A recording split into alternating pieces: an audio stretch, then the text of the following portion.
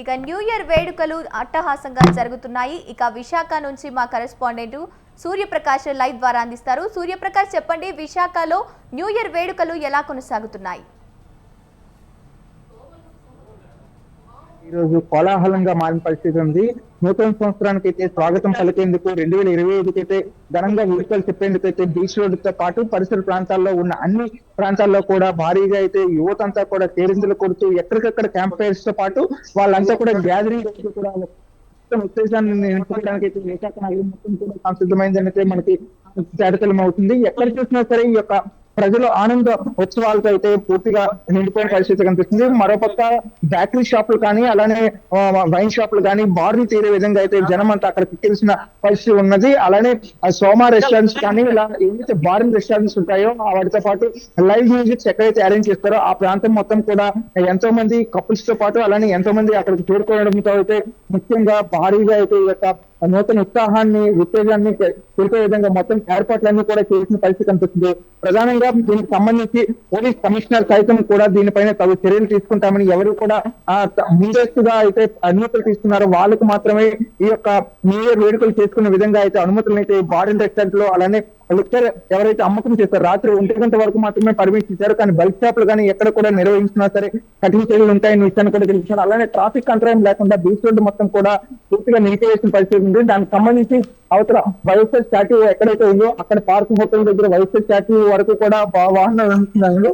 అక్కడ నుండి చిత్తూరు రాజ్ వరకు కూడా మొత్తం వాళ్ళంతా కూడా నడుచుకొని వెళ్లి ఆనందోత్సవాలను అయితే జరుపుకోవడానికి ఆహ్లాదకరంగా ఈ యొక్క నూతన ఉత్సాహంగా నూతన సంవత్సరానికి స్వాగతం పలకాలను ఇచ్చేసింతో అయితే వీళ్ళంతా కూడా ముందుగా అయితే జాగ్రత్తలు తీసుకున్నారు. దానికి సంబంధించి పోలీస్ బందోబస్తును అయితే దాదాపు 1200 మంది పోలీసులు అయితే విశాఖ బీచ్ రోడ్ లో ఏర్పాటు చేయడం అయితే జరిగింది. దాంతో పాటు ఈ రెస్టారెంట్స్ ఏవైతే ఉన్నాయో ఈ రెస్టారెంట్స్ ఎక్కడైతే లైవ్ షోస్ నిర్వహిస్తున్నారు రాత్రి 1 గంట వరకు కూడా అక్కడ భక్తిలో పోలీసులను కూడా పెట్టి ఎవరు కూడా ఎటువంటి అసాంఘిక కార్యకలాపాలకి కూడా తావు లేకుండా ఉండేందుకైతే అన్ని ఏర్పాట్లు అయితే చేశారు. అలానే నిర్వాహకులు కూడా వాళ్ళకి అందరికీ కూడా రేట్లని అందుబాటులో ఉండే విధంగా అయితే ఉంచాలనే ఉద్దేశంతో కలెక్టర్ కూడా ఆదేశాలు జారీ చేయడంతో అన్నింటినీ కూడా ప్రజలకు అందుబాటులో ఉండే విధంగా నూతన సంవత్సరాన్ని ఆహ్లాదకరంగా జరుపుకునే విధంగా నిర్వాహకులు కూడా ఏర్పాటు చేసిన పరిస్థితి కనిపిస్తుంది. దాదాపు అన్ని హోటళ్లు కూడా బుక్ అయిపోయి మొత్తం కూడా ఎక్కడ కూడా ఖాళీ లేకుండా ఎక్కడ చూసినా సరే ఈ యొక్క ఆనందోత్సవాలు జరుపుకోవడానికి ఉత్తరాంధ్ర ప్రాంతం మొత్తం కూడా విశాఖ నగరం చేరుకుంది. అలానే అరకు, పాడేరు, లంబసింగి ఈ ప్రాంతాల్లో కూడా భారీగా అయితే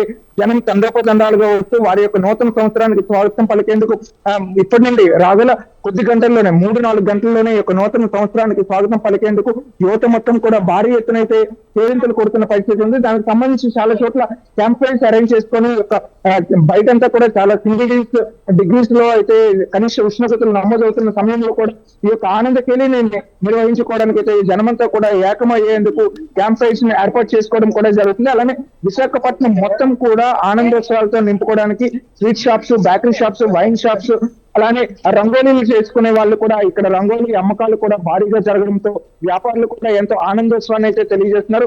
ఈ యొక్క నూతన సంవత్సరం మరింత ఆనందంగా జరగాలని నూతనోత్సవానికి ఘనంగా స్వాగతం పలకాలని అయితే తెలియజేస్తున్నారు. కానీ దీంట్లో ఎవరైతే అనుమతులు తీసుకునేవారో వాళ్ళు మాత్రమే ఈ యొక్క నడపాలని చెప్పేసి దానికి సంబంధించి అన్ని ఏర్పాట్లు కూడా చేశారు. మరోపక్క సిపి కూడా దీనిపైన తగు చర్యలు తీసుకునేందుకైతే ఎవరు కూడా ట్రాఫిక్ జామ్ ఇబ్బంది కలిగించకూడదని అలానే డ్రింక్ చేసిన తర్వాత డ్రంక్ అండ్ డ్రైవ్ ఎవరు చేయకుండా ఉండేందుకైతే మైనర్లు కూడా ట్రిపుల్ రైడింగ్ కానీ అలానే ర్యాష్ డ్రైవింగ్ కానీ చేసే వాళ్ళపైన కఠిన చర్యలు తీసుకుంటామని వారి యొక్క వాహనాలు కూడా సీజ్ చేస్తామని చెప్పేసి అయితే చెప్పారు. దాదాపు 49 ఈ యొక్క డ్రంక్ అండ్ డ్రైవ్ టెస్టులకు అయితే హాట్ స్పాట్స్ గా గుర్తించారు. 49 హాట్ స్పాట్స్ లో కూడా వీళ్ళందరినీ కూడా కట్టడి చేసే ప్రయత్నం అయితే చేసిన పరిస్థితి కనిపిస్తుంది. Gangotri. Right, thank you Suryaprakash.